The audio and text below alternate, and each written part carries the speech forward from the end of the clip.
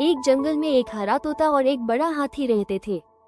तोता छोटा था पर बहुत समझदार, और हाथी बड़ा था पर थोड़ा भोला।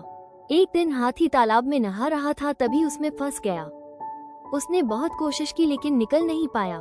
तोता उड़कर आया और सब पक्षियों और जानवरों को बुला लाया। सबने मिलकर हाथी को बाहर निकाला। हाथी ने तोते से कहा, तुम छोटे हो पर तुम्हारी समझ बड़ी है। दोस्ती में बड़ा छोटा कुछ नहीं होता। सीख, मिलजुल कर रहने से कोई भी कठिनाई आसान हो जाती है।